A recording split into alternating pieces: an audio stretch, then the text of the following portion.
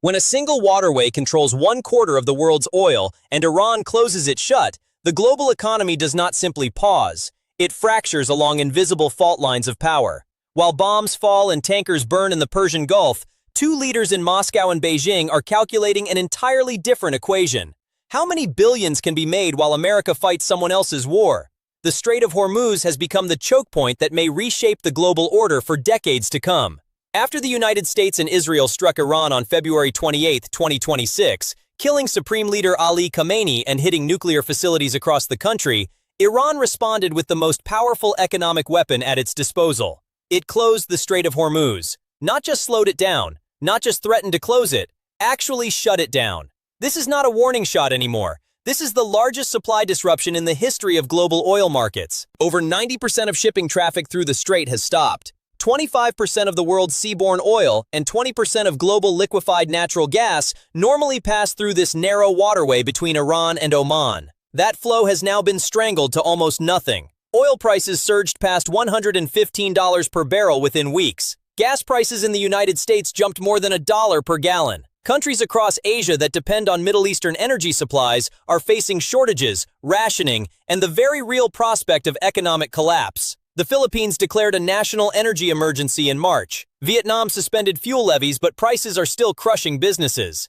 Japan, which gets 70% of its Middle Eastern oil through Hormuz, is scrambling for alternatives that barely exist. The political theater around this crisis is almost as revealing as the crisis itself. When Gulf states proposed a United Nations Security Council resolution to protect commercial shipping in the Strait of Hormuz, Russia and China vetoed it. They did not hesitate. They blocked it immediately. Russia called the resolution biased against Iran. China said adopting it would send the wrong message, while the United States was threatening the survival of a civilization. That veto was not about international law or protecting sovereignty. It was a calculated political move that signals how deeply Moscow and Beijing have invested in seeing Washington trapped in the Middle East. While American forces struggle to reopen the waterway, and the Trump administration burns political capital on a war it was told would be quick and clean, Russia and China are reaping windfalls they could not have engineered themselves. For Russia, this crisis is an economic lifeline at the most desperate moment imaginable. Before the war in Iran began, Russian oil export earnings had collapsed below $10 billion in February. Moscow was preparing 10% cuts across all non-security spending. The Russian economy was staring at a budget crisis that could undermine Putin's ability to sustain the war in Ukraine. Then the Strait of Hormuz closed and everything changed. Oil prices spiked. Russian energy revenues exploded. Estimates suggest Russia could gain between $45 billion and $151 billion in additional budget revenues this year, depending on how long the conflict lasts. Countries that had reduced purchases of Russian oil after the invasion of Ukraine are now buying again. In the first quarter of 2026, 90% of Russia's crude exports went to China and India. These are not just transactions. This is a geopolitical realignment driven by desperation on one side and opportunity on the other. The Trump administration even eased sanctions on Russian oil in an attempt to stabilize global energy markets and bring down prices before the elections. This is the first major sanctions relief Russia has received since 2014.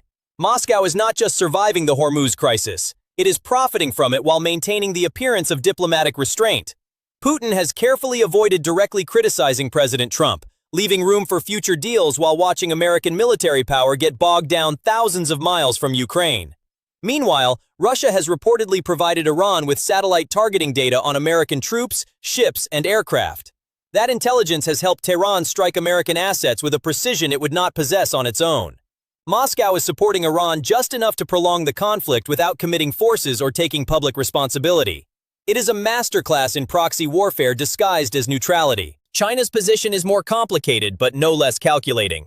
Beijing is Iran's most important economic partner, buying 90% of Iranian oil exports and providing the financial scaffolding that keeps Tehran's sanctioned economy afloat. When American and Israeli airstrikes began pummeling Iran, China criticized the attacks but offered almost no direct support for Iranian defense. That restraint was not weakness, it was strategy. China imports about 1/3 of its oil through the Strait of Hormuz. The closure threatens Chinese energy security in ways that make Beijing uncomfortable. Unlike Russia, which benefits from higher oil prices, China suffers. Every sustained disruption in the strait forces Beijing to pay more for energy, strains its economy, and complicates its growth targets. Yet China has not intervened to reopen the waterway, and it has not pressured Iran to back down. Instead, Beijing has positioned itself as a responsible global power, calling for restraint and negotiation.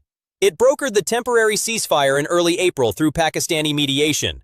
It presents itself to European and Asian allies as a level-headed partner for peace, while the United States behaves like an erratic hegemon that launches wars on warnings its own military said would trigger exactly this kind of crisis. China is playing the long diplomatic game, building credibility as a stabilizing force while America's reputation fractures. At the same time, China is hedging its bets. It continues buying oil from Iran at discounted rates through networks of tankers designed to evade sanctions. It has provided Tehran with satellite navigation systems, radar technology, and electronic warfare capabilities. Reports suggest Beijing may supply shoulder-fired missiles to upgrade Iran's air defenses. These are not the actions of a neutral mediator. These are the actions of a power that wants the crisis to continue just long enough to weaken American influence without destabilizing the global economy beyond repair. Russia and China are also deepening their own partnership in the shadow of this war. Russian Foreign Minister Sergei Lavrov visited Beijing in April and met with President Xi Jinping. Lavrov said Russia was ready to fill the energy gap for China and other countries on an equal and mutually beneficial basis. That statement is more significant than it sounds. It means China can offset some of the pain from the Hormuz closure by buying more Russian oil and gas, which strengthens Moscow financially and makes Beijing less dependent on Middle Eastern supplies.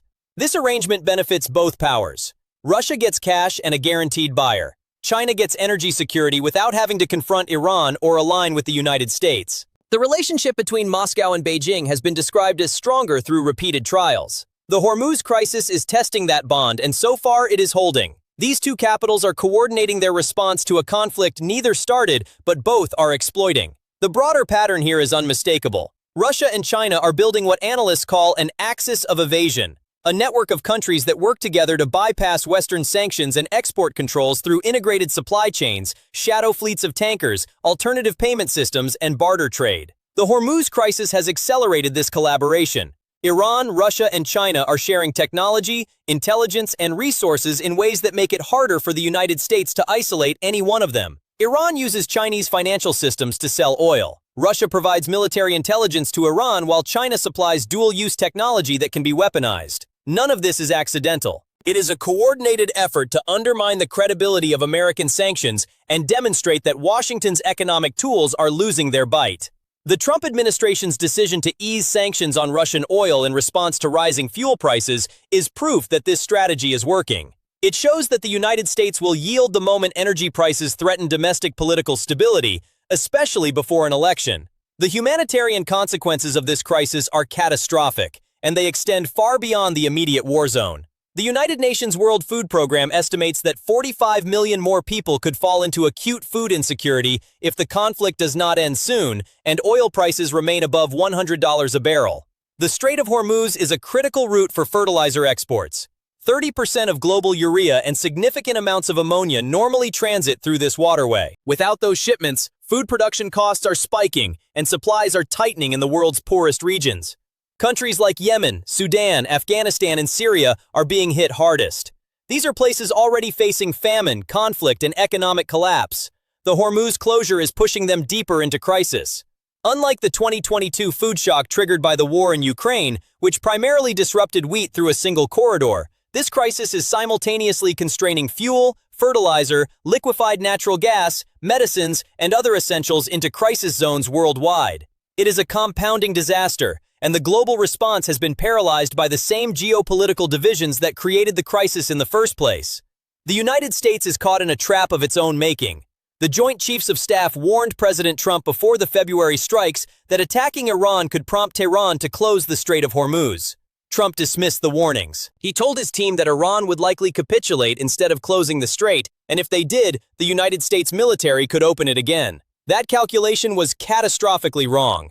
Iran did close the strait. The United States has not been able to reopen it. American forces have conducted aerial campaigns to destroy Iranian naval assets, drones, and missile batteries along the coast. They have deployed additional Marines and attack helicopters. They have struck underground bunkers and bombed infrastructure. None of it has worked. Iran maintains effective control over the waterway through a combination of naval mines, coastal missile systems, and swarms of drones that can target any vessel attempting passage. Trump announced that countries using the Strait should guard and police it themselves because the United States does not rely on Middle Eastern oil. That statement shifted the burden onto allies who were already reluctant to join the fight. Germany, Spain, Italy, the United Kingdom, Australia, South Korea, and Japan all declined to participate in a military effort to reopen Hormuz. The European Union rejected the request outright. These refusals were not just logistical, they were political statements about the erosion of trust in American leadership. The crisis has exposed a fundamental problem with American strategy. Washington assumed it could deliver swift, overwhelming force, remove a perceived threat, and declare victory. That is the Venezuela playbook. It worked against a weak, isolated government with no capacity to retaliate beyond its borders. Iran is not Venezuela. Iran has geographic leverage, regional allies, and the ability to impose economic pain on a global scale. The closure of the Strait of Hormuz is Iran's way of holding the world economy hostage until its survival is no longer threatened. Iran cannot afford to keep the strait fully closed indefinitely because its own oil revenues depend on export routes that pass through the same waterway. Iraq, Kuwait, Qatar, and Bahrain have no meaningful alternatives to Hormuz. Saudi Arabia and the United Arab Emirates have bypass pipelines, but they can only handle between 3.5 and 5.5 million barrels per day, which is less than 30% of the strait's normal capacity. This creates what analysts call a reflexive choke point, a critical node where any attempt to exploit control results in immediate self-harm because the leveraging state is just as dependent on the node as its adversaries. That paradox is why Iran has not kept the strait completely sealed. Instead, it has turned the closure into a selective toll system. Iranian-approved ships, mostly petroleum vessels bound for China and India, have been allowed to pass with military escort. Other countries have negotiated safe passage by paying hefty fees or demonstrating that they are not aligned with the United States. French and Japanese-linked shipping began moving through the strait in April after negotiations. This is not a blockade in the traditional sense. It is a coercive instrument designed to maximize political leverage while minimizing Iran's own economic damage. The United States responded by imposing its own naval blockade on Iranian ports starting April 13th. This created what analysts describe as a dual blockade. Iran blocks ships from passing through the strait. The United States blocks ships from entering or leaving Iranian ports. The result is a stalemate that has paralyzed one of the world's most important trade corridors, and there is no clear path to resolution. Negotiations in Islamabad during the ceasefire failed to produce a breakthrough. The temporary pause in hostilities ended, and fighting resumed with no diplomatic progress. What happens next depends on decisions being made in Washington, Tehran, Moscow, and Beijing. The United States can continue military operations to degrade Iranian capabilities, but those operations have not succeeded in reopening the strait, and there is no indication they will. Trump can escalate further by attempting to seize Iranian territory like Karg Island, where much of Iran's oil infrastructure is located, but that would require a ground invasion with uncertain outcomes and massive casualties. Alternatively, the United States can pursue a negotiated settlement that addresses Iran's core security concerns, lifts some sanctions, and allows a face-saving exit for both sides. That option requires Washington to abandon maximalist goals and accept that it cannot simply bomb its way to victory. So far, the Trump administration has shown little willingness to make those concessions. Iran, for its part, has demonstrated that it can sustain this crisis longer than many expected. Its strategy of partial closure rather than total shutdown allows it to maintain some revenue while inflicting maximum pain on global markets. Tehran is betting that rising energy prices will eventually force the United States to back down, especially as domestic political pressure mounts before the election.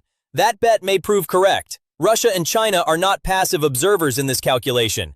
They are actively shaping the outcome by providing Iran with the intelligence, technology, and economic support it needs to prolong the fight. Moscow benefits from every week the crisis continues because oil prices stay high and sanctions relief expands.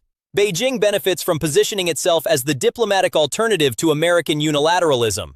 Neither power has an incentive to push for a quick resolution, and both have tools to ensure the conflict drags on. The Strait of Hormuz crisis is not just about oil or shipping lanes or military strategy. It is about the struggle for influence in a world where American dominance is no longer guaranteed. Russia and China are not trying to win this war. They are trying to ensure that the United States loses it, or at least exhausts itself trying to win. Every dollar spent on operations in the Gulf is a dollar not spent countering Russia in Europe or China in the Indo-Pacific. Every diplomatic failure in the Middle East is another crack in the credibility of American alliances. The irony is that this crisis did not have to happen. The warnings were clear, the risks were understood, The outcome was predictable, yet the decision was made to strike anyway, based on assumptions about Iranian weakness that turned out to be completely wrong. Now the world is paying the price in higher fuel costs, food insecurity, economic instability, and the slow disintegration of the rules-based international order that American power was supposed to uphold. In the end, leadership is not just about the willingness to use force. It is about the wisdom to understand when force will fail and the courage to pursue alternatives before the costs become unbearable. That wisdom has been absent from this crisis from the beginning. The question now is whether it can be found before the damage becomes irreversible.